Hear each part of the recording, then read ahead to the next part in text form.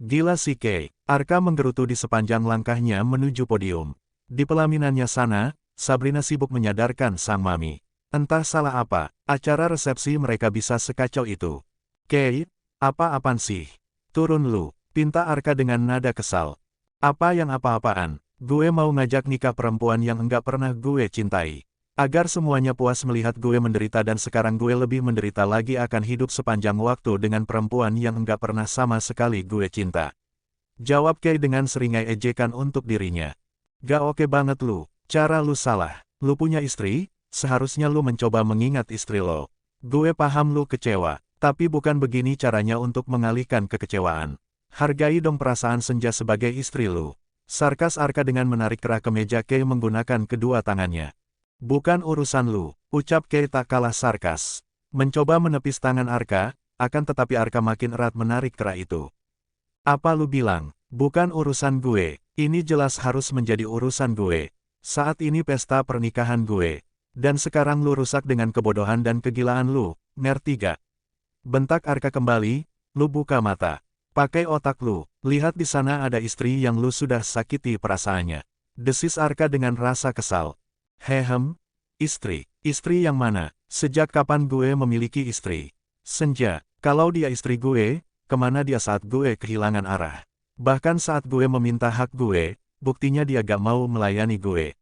Kalau memang gue memiliki istri, dia nggak akan membiarkan gue terlunta-lunta seperti ini dengan keraguan dan kebingungan. Kei mendorong tubuh Arka hingga terhuyung. Brengsek lu Kei, buff. Arka melayangkan tinju ke arah Kei. Dia begitu emosi, tidak terima Kei menjelekkan Senja. Bagaimanapun Senja yang paling menderita setelah ingatan Kei kembali, pasca pengeroyokan. Arka tahu dari Sabrina mengenai kegelisahan Senja setiap harinya mengharapkan sang suami mengingatnya kembali. Akan tetapi Kei tidak mau berusaha mengingatnya. Bahkan kali ini sudah keterlaluan, Kei malah mengajak Raila menikah di depan Senja dan di hadapan banyak orang. Hes, apaan sih luka? Bentak Kei dengan menyeka darah yang keluar dari ujung bibirnya. Lalu ia membenarkan posisi yang hampir saja tersungkur. Buff. Kei membalas bogeman Arka, di wajah, dan berakhir di perut. Para tamu perempuan saling berteriak terkejut melihat perkelahian sang pengantin pria dan sahabatnya. Para laki-laki hanyalah menjadi penonton. Willy yang melihat ketegangan antara Kei dan Arka, bahkan saat ini sudah saling adu jotos, ia segera menghubungi para bodyguard dan juga petugas keamanan melalui mikrofon kecil yang terpasang pada kerah kemejanya. Willy pun segera menghampiri mereka untuk melerai keadaan yang mulai tak terkendali. Arka sudah, Mas Kei hentikan. Seru Willy menghentikan pergerakan mereka yang sudah sama-sama kembali memasang ancang-ancang untuk melanjutkan perduelan. Jangan halangi gue bang, ucap Kei. Malu mas dilihat banyak orang. Lebih baik kita bicarakan dengan kepala dingin di luar area resepsi. Bujuk Willy. Kei mengedarkan pandangannya ke depan, betul saja ia baru sadar jika kini sudah menjadi tontonan dan pusat perhatian. Di saat yang sama 4 orang bodyguard dan 2 orang petugas keamanan menghampiri mereka. Bang! Kode dari salah seorang bodyguard anak buah Willy. Willy menunjuk dengan dagunya, menandakan 2 orang di hadapannya sedang terlibat perkelahian. Akan tetapi Willy, menahan para bodyguard melakukan pergerakan sebelum ia perintah. Arka, sebaiknya kamu kembali ke pelaminan. Sudahlah jangan cari masalah. Ini hari bahagia adikku. Tolong jangan merusaknya dengan memberikan kesan menakutkan untuknya, pinta Willy. Aku gak cari masalah bang. Memang dia nih biang masalahnya. Merusak pesta orang, tunjuk Arka pada Kei, walaupun lupa ingatan, setidaknya jangan berubah menjadi bodoh dan kekanakan seperti ini. Sambungnya, gue juga gak cari masalah. Lagi pula terserah gue mau berbuat apapun. Hidup gue, kenapa lo yang ngatur? Kei tak mau kalah. Arka menatap nyalang Kei dengan mengelap pelan darah yang dari tadi keluar dari hidungnya. Gue sayang sama lu men. Gue nggak mau melihat lu dan Senja bersedih. Lihat Senja men. Pasti perasaannya sakit banget lu giniin. Please, batalkan ajakan nikah ke Raila. Kei gue mau lu bahagia hidup dengan orang yang lu cinta, yaitu Senja. Enggak, keputusan gue dah bulat. Yang penting Raila mencintai gue tanpa gue harus memberikan cinta gue, karena dia tahu memang gue gak akan pernah mencintanya sampai kapanpun. Lebih baik gue hidup dengan seseorang tanpa cinta. Untuk apa mencintai dan dicintai kalau akhirnya akan saling menyakiti. Kei menunjukkan smirk kemenangan terhadap Arka. Lalu ia turun dari podium tanpa melihat ke arah Arka maupun Willy. Arka meremas rambutnya frustrasi. Lalu Willy memerintahkan bodyguard membawa Arka agar darah di hidung segera diatasi oleh pihak pengelola gedung. Setelah Arka dibawa oleh bodyguard, Willy mengikuti langkah Kay. Bagaimanapun saat ini Kay adalah tanggung jawabnya. Pihak keamanan menenangkan para tamu agar kembali menikmati hidangan yang ada. Kay menghampiri Rayla yang masih berdiri bersebelahan dengan Senja. Rayla sendiri tidak merasa senang dengan ajakan Kay untuk menikah. Saat ini hatinya sudah terpaut pada Zio. Akan tetapi mengingat penolakan ayah Zio membuat Rayla diam saat Kay mengajaknya menikah. Mas Kay, cicit Senja pelan saat Kay sudah berada di hadapan Rayla dan tidak sedikit pun melihat Senja. Ikut aku, ucap Kay dengan dingin dan menarik tangan Rayla dengan kasar menuju arah luar gedung. Senja masih belum percaya dengan apa yang ia alami saat ini dengan tetap berdiri mematung. Kay lepas, apa-apaan sih kamu? Tanya Rayla dengan menepiskan tangan Kay yang mencengkram kuat tangannya sebelum Kay benar-benar membawanya keluar dari dalam gedung tersebut. Apa-apaan bagaimana? Ini kan yang kamu harapkan. Menjadi istriku. Sekarang aku mengabulkannya, jawab Kay. Dengar semua, besok sekitar pukul 9 silahkan datang ke Masjid Komplek Permata. Saya akan menikah dengan perempuan ini, ucap Kay dengan kencang pada para tamu. Persiapkan dirimu. Besok pagi aku akan mengirimkan tim makeup wedding dan aku akan menjemputmu untuk menikah. Kay, panggil Rayla karena Kay langsung meninggalkan Rayla begitu saja. Rayla tidak tahu harus berbuat apa, ia terpaku di tempatnya. Babe, kamu tolong Senja. Sepertinya dia sudah tidak memiliki tenaga, pinta Ethan kepada Kiana. Baik Darl, Kiana mengangguk dan menghampiri Senja. Arka kembali ke pelaminan membantu papi untuk membawa mami ke ruangan lain serta hendak mengobati hidungnya yang terus-terusan mengeluarkan darah. Kebetulan gedung yang mereka sewa terdapat penginapan juga, untuk para tamu dan keluarga pengantin beristirahat. Acara untuk sementara dihentikan oleh pihak panitia. MC mempersilakan para tamu untuk menikmati hidangan yang ada. Kedua belah pihak keluarga mengikuti langkah papi yang menggendong mami ke dalam sebuah kamar. Sabrina tidak berhenti menangis melihat keadaan mami yang tidak sadarkan diri. Ia berjalan sambil dipeluk oleh ibunya Arka. Mami, bertahan Mi. Mami Syabi sayang Mami. Mami jangan tinggalkan Syabi. Syabi baru saja mendapatkan kasih sayang seorang ibu. Mami jangan sakit, racau Sabrina. Kekacauan di masa kecil tentang perkelahian, tentang kekasaran sang ayah. Ibu yang kerap kali tidak sadarkan diri ketika ia dengan diam-diam menemui ibu tanpa sepengetahuan sang ayah.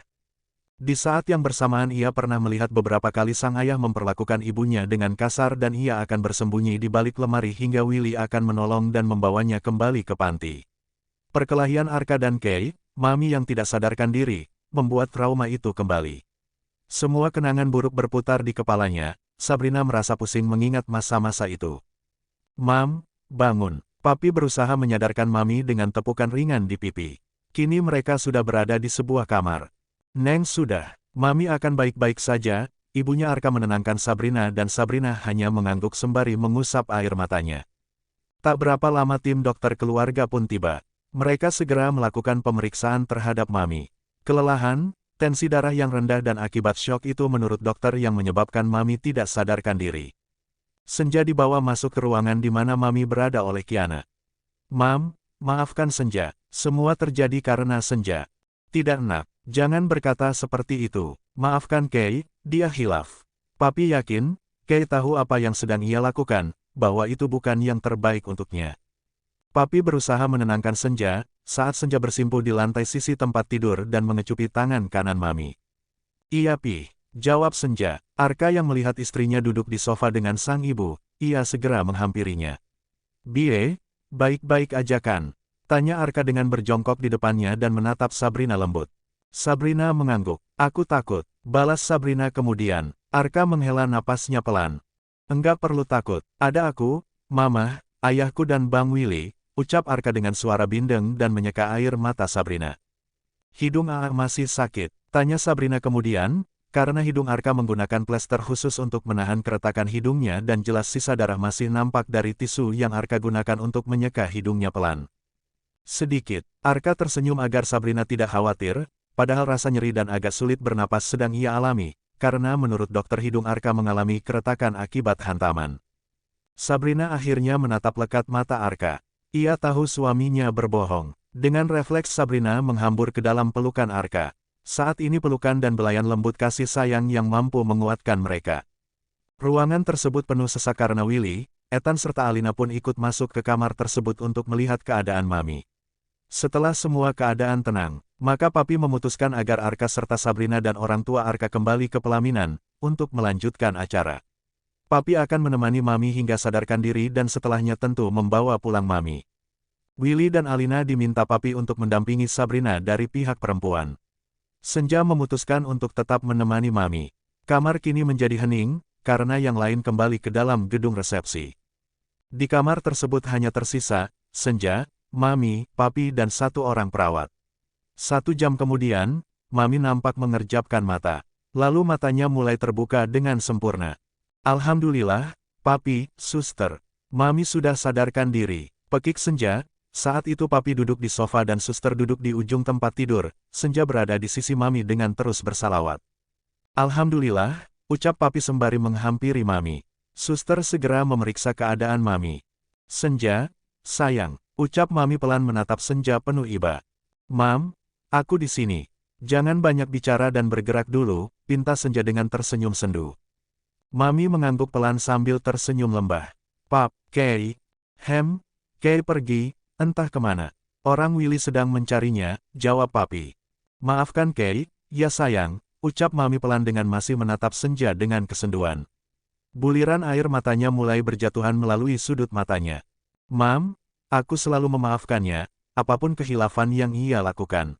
Aku yakin dia tidak akan keliru dalam menemukan jalan pulang, ujar Senja.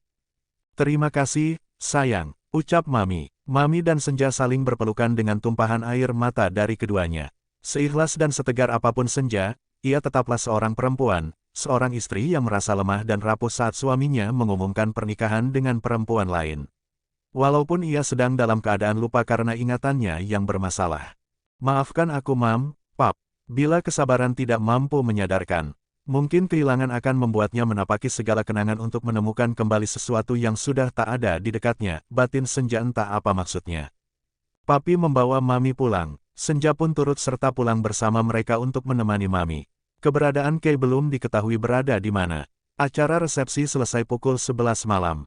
Kini Arka dan Sabrina kembali ke apartemen Arka. Ia memutuskan kembali ke apartemen atas permintaan Papi, karena dikhawatirkan bertemu Kay saat di rumah, maka perkelahian bisa saja kembali terjadi. Sedangkan orang tua Arka kembali ke rumah Mami dan Papi. Di apartemen, Arka dan Sabrina langsung istirahat. Hidung Arka yang tadi ditonjok Kay masih terasa sakit, walaupun sudah tidak mengeluarkan darah dan sudah diobati oleh dokter. Sialan si Kay, gue jadi gak bisa belah durian malam ini deh, gara-gara hidung gue sakit, batin Arka. Syabi Bobo di mana? Tanya Sabrina dengan polosnya. Tiba-tiba saja Sabrina yang berdiri di depan kamar mandi mengejutkan Arka.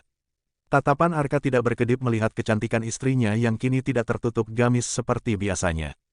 Syabi, gumam Arka dengan menelan ludahnya, sedangkan kepalanya ia tutupi handuk, nampak lucu.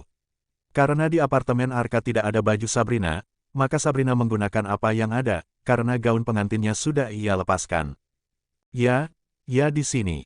Arka menepuk permukaan kasur yang kosong di sebelahnya. Berdua tanya Sabrina lagi masih dengan nada polosnya. Bibirnya mengerucut menggemaskan. Ya, iyalah. Lalu, sama siapa lagi? Arka yang tadinya berpikiran terhadap istrinya, kini malah nampak bodoh. Hai Arka, batin Arka. Lalu ia turun dari tempat tidur dan menghampiri Sabrina. Bie, kita ini sekarang sudah menjadi suami istri. Kita boleh bobo bersama di dalam satu tempat tidur, ucap Arka dengan lembut. Hehe, iya, tapi, Syabi, aku gak akan minta apapun darimu malam ini. Hidungku sakit Bie. Alhamdulillah, ujar Sabrina dengan lega, sembari tersenyum lebar. Andai hidungku tidak sakit, kamu tidak akan tersenyum seperti sekarang sayang. Karena aku pastikan kamu akan kelelahan hingga esok pagi, ancam Arka dengan smirk menakutkan. Arka, aku takut. Sabrina memukul lengan Arka lalu berlari ke arah tempat tidur, ia naik ke kasur dan menggulung dirinya dengan selimut. Tunggu Bie, aku ikutan. Tidak boleh, aku tidak mau kelelahan sampai pagi. Kan aku bilang jika saja hidungku tidak sakit, sayangnya malam ini hidungku sakit. Jadi kelelahannya bisa ditunda untuk malam berikutnya, Pekik Arka ikut naik ke tempat tidur dan memaksa masuk ke dalam selimut yang sama dengan Sabrina. Mereka akhirnya hanya tidur saling berpelukan. Walaupun begitu, Arka merasa bahagia bahwa perempuan yang diinginkannya kini sudah berada di sisinya dan halal untuknya. Keesokan harinya, pukul 9 pagi, mobil Kay sudah terparkir rapi di halaman rumah Raila. Kay, coba kamu pikirkan kembali, kamu yakin mau nikahin aku? Tanya Raila yang baru saja keluar dari kamarnya, sudah memakai gaun pengantin lengkap dengan make up. Kay memandang Raila dengan acuh tak acuh. Enggak yakin sih, tapi jalanin aja lah, jawab Kay santai dengan smirk mengejek. Pada waktu yang sama, Zio muncul dari arah luar, tanpa mengucapkan salam Zio langsung menghampiri Raila. Kay nampak santai duduk di sofa dengan menyeruput kopi buatan art rumah tersebut. Ra, please, pikirkan kembali, menikahlah denganku Ra. Mohon Zio. Raila terdiam, ia berusaha menatap Kay untuk meminta jawaban. Akan tetapi Kay cuek saja dengan membuang pandangannya ke arah lain. Maaf Zio, aku hampir mencoba untuk menerima lamaranmu. Aku juga telah mencoba berubah menjadi baik, akan tetapi. Papa, apa karena Papa tidak menyetujui pernikahan kita? Dek, seketika jantung Raila terasa dihantam sesuatu. Ternyata Zio mengetahui kalau dia sudah tahu tentang papanya yang tidak menyetujui pernikahan mereka. Aku tahu dari sekretarisku, bahwa kamu kemarin ke kantorku dan tidak jadi masuk. Saat aku memeriksa CCTV ternyata kamu datang tepat ketika aku berdebat dengan papi, itu berarti kamu memang mendengarkan perdebatan kami. Raila mengangguk, lalu ia menunduk air matanya mulai berjatuhan. Maafkan papiku, aku akan tetap menikahimu tanpa persetujuan papi, asalkan kamu bersedia, ujar Zio kemudian.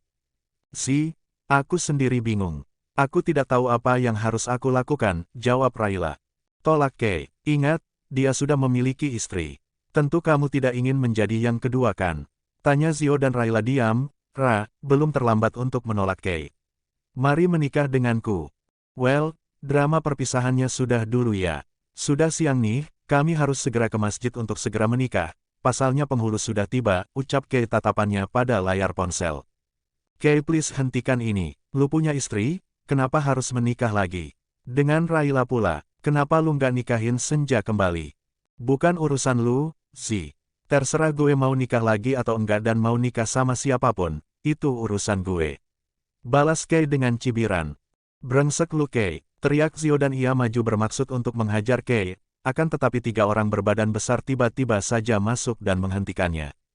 Ternyata itu adalah orangnya Kay yang masih setia kepadanya. Kay sengaja membawa para bodyguard agar tidak ada yang bisa mengacuhkan acara pernikahannya dengan Raila. Tidak menutup kemungkinan papi akan menghancurkan semuanya. Bawa dia, biar dia jadi saksi pernikahan ini, ucap Kay dingin, lalu ia beranjak dari duduknya dan memberikan kode pada Raila agar ikut keluar bersamanya. Zio dibawa oleh bodyguard masuk ke dalam mobil yang lain, kini mereka menuju ke masjid di mana Kay akan menikahi Raila. Setelah menempuh perjalanan selama 15 menit mereka sampai di masjid yang dituju. Di sana sudah ada beberapa orang di antaranya tentu saja penghulu dan juga saksi. Bagaimana, sudah siap? Tanya penghulu saat mereka sudah duduk berhadapan. Batin dan pikiran Raila berkecamuk antara mundur dan meneruskan pernikahan tersebut. Akan tetapi tidak dengan Kay, sepertinya ia mantap menikah dengan Raila walaupun sudah mengatakan terhadap Raila jangan pernah mengharapkan cintanya dan selama Raila menurut apapun keinginan Kay. Maka, hidup Raila akan aman bersamanya. Semua sudah siap, bahkan ayah Raila sudah berada di tempat itu, untuk menjadi wali dengan pengawalan 4 orang polisi. Kay meminta koleganya agar dapat mengeluarkan ayah Raila dari penjara untuk sementara, agar dapat menikahkan putrinya. Baik, silakan. Ucap penghulu setelah membaca basmalah terlebih dahulu. Kay berjabat tangan dengan ayah dari Raila. Sedangkan Raila hanya menunduk di antara kegusaran hatinya. Zio duduk di antara saksi dengan diapit 2 bodyguard. Ijab pun sudah terdengar dari ayah Raila yang dituntun oleh sang penghulu. Kini saatnya Kay mengucapkan kobul atas Raila. Saya terima nikah dan kawinnya Ra, ucap Kay dengan ragu. Ia hampir salah menyebutkan nama. Ijab kobul diulang kembali. Sudah 2 kali Kay salah menyebut nama.